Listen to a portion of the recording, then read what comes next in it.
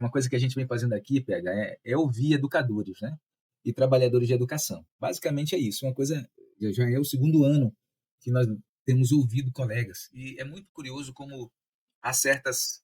Inclusive, eu acho que é uma boa contribuição de material primário, né, de fonte primária para pesquisas. Para quem quiser pesquisar o que é ser um educador, o que caracteriza um educador aqui na nossa região.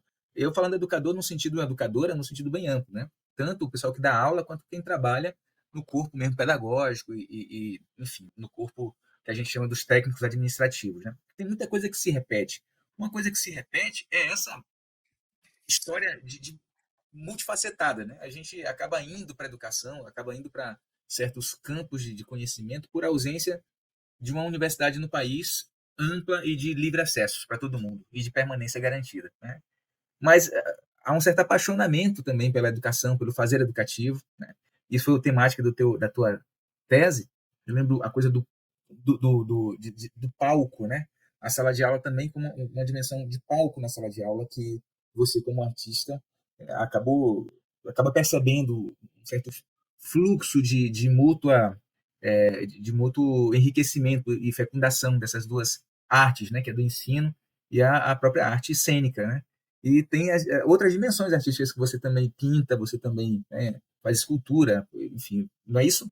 Tem outras dimensões aí artísticas da tua prática que se entrecruzam com a prática de sala de aula. Essa é uma delas, né? A gente tem vários colegas que fazem várias outras coisas que vieram para o Serviço Público Federal porque estavam se sentindo incapazes de continuar a vida dando três turnos de aula para poder sobreviver, que é a realidade média dos professores no nosso país, né?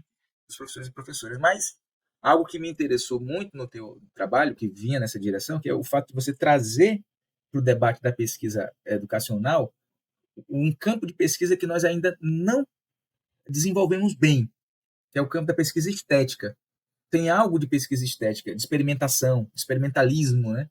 Que quem faz teatro, quem faz arte, a caminha, e quem faz pesquisa científica acaba, às vezes, esquecendo, perdendo uma dimensão importantíssima da criação da pesquisa, que é a exploração experimental de possibilidades do discurso, de possibilidades das ideias, né? A gente acaba reproduzindo muito o que já foi dito, por isso também, que é meio que a ciência tem isso de estandardizar conhecimento, de criar conhecimento útil para ser usado em larga escala. E a tua pesquisa traz assim, meio que põe como uma espécie de manifesto, né? Um manifesto realizado, concretizado, um resgate de algo que me interessa muito na educação, que é a singularidade. Nenhum professor, apesar de ter histórias parecidas sociologicamente, biograficamente, nenhum exerce o magistério, né, o ensino, o trabalho na educação da mesma forma. Apesar de, às vezes, partir das mesmas teorias. Né? Como é que é isso para ti? Você percebe isso também no teu trabalho? Conta um pouco para a gente a tua trajetória também como pesquisador, tanto no campo estético quanto no campo da pesquisa científica. Você fez um doutorado e fez um mestrado, né?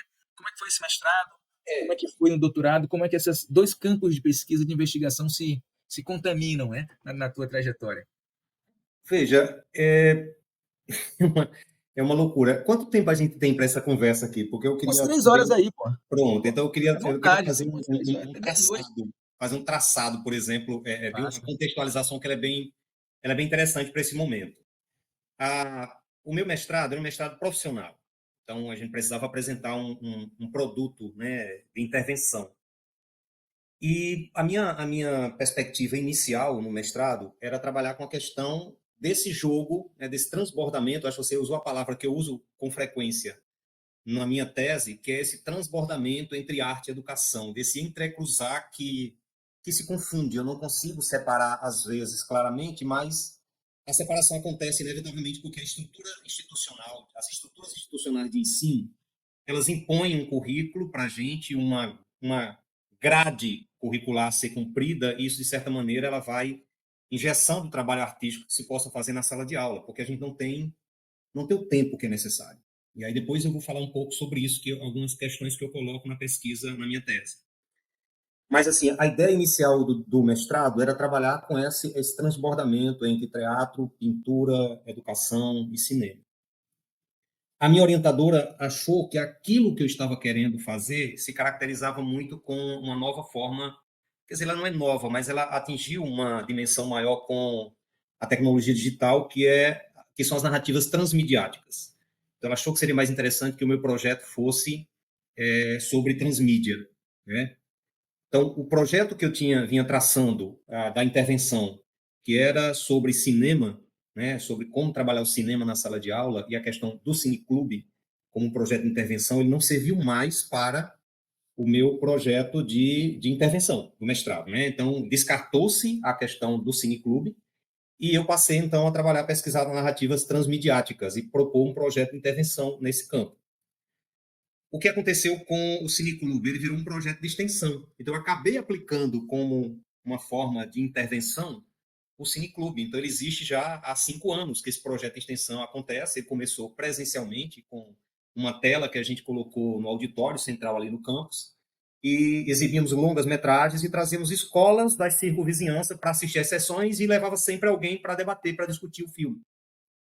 Veio a pandemia e aí não deu mais para fazer presencialmente, ele passou a ser um projeto de cinema online, né? A gente então diminuiu, passou a exibir curtas-metragens e a discutir esses filmes, levando normalmente os diretores, dando preferência, sobretudo, às produções locais. Então, o que era para ser uma intervenção como projeto, como tese, aliás, como dissertação, acabou virando um projeto de extensão e eu fui pesquisar a transmídia. E aí a transmídia é essa forma não atual, não necessariamente nova, mas que adquiriu uma dimensão muito grande com o advento da tecnologia digital. Então, a narrativa transmídia é quando uma mesma história ela é contada. Na verdade, não é uma mesma história. Um universo narrativo se constrói a partir de várias narrativas menores que compõem uma narrativa maior. Então, você conta uma parte da história num game, você conta uma parte da história numa história em quadrinhos, você conta a parte da história numa série de TV. Então, o conjunto dessas narrativas vai criar um universo narrativo e essas narrativas hoje são consideradas narrativas transmediáticas porque é uma narrativa que se complementa a partir de outra e vai criando um projeto coordenado e coeso de contar uma determinada história. Então, a minha dissertação foi sobre isso, aplicada numa série de TV chamada Game of Thrones. Então, era configurações narrativas a partir da série Game of Thrones. Então, eu fui para o campo do cinema, para o campo da interpretação, e, de certa maneira, com a mistura de várias linguagens, que é a proposta da narrativa transmediática.